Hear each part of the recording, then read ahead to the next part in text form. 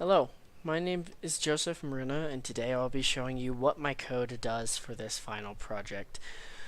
So as you can see here, I've added on to the project number 2. This is the same game. However, it now has single player functions in the form of self-controlling AIs, as well as a save and load function using file IO. So first off, I will show you there is a instruction menu, which is option number 4, which you can go into and read all of these for yourself if you want to. But to show you what the game does, let's start a single player game. So in order to show you more of what the game is capable of, I will show you a class that was not offered in the original, which is the assassin class, and I will show you the mage class for the enemy, which is one of the longest range classes in the game. So as you can see, we have a decent sized game board here. The game board size is randomly generated, so you will likely not have the same game board I have.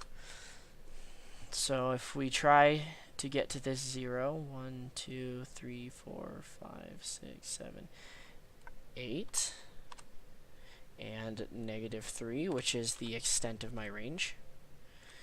And as you can see, I landed on that 0. And as you'll see when it is my turn, my health will go up. So let us move within the enemy so we can attack them. 1, 2, 3, 4, 5, 6, -1. So I whacked him for 10 damage. And you can see my health did go up after I made my move, and the O I was standing on disappeared. And you can see the enemy has stepped back in an attempt to get out of my range because he has a farther range than I do. So I will move in and stab the enemy, and he has died. The assassin class is specifically designed to be a little overpowered. So now I can show you what the story looks like. Here's the story. There is Start New Game, which simply lets you create your character and start the game with either the mage, archer, or warrior classes. However, I will show you what loading a game looks like so I can show you the end of the game. I have this character power created and saved, and I've messed with his stats to make him a little more powerful. So we'll start with him. And you can see text. You'll see this before any of the 3 chapters in the game that tells you what's happening in the story. And then the fight starts. So as I move closer to the boss will attack me. And you can see his move is 2. But he only moves 1 because I'm already within his range, so he does not feel a need to move both spaces. However, if I move forward, I will be able to kill him fairly quickly. So I hit for 9 damage, and he misses.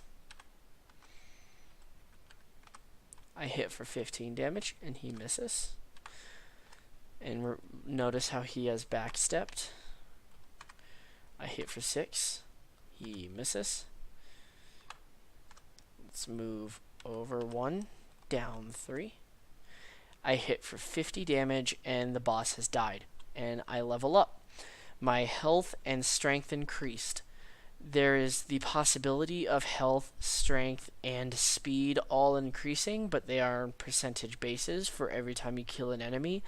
And as you can see here, I did not increase my speed. However, you will likely see different level ups every time you kill an enemy, as it is RNG based. The boss is dead, and you see this game ending text. Hit enter, and you see, congrats, you have beaten the game.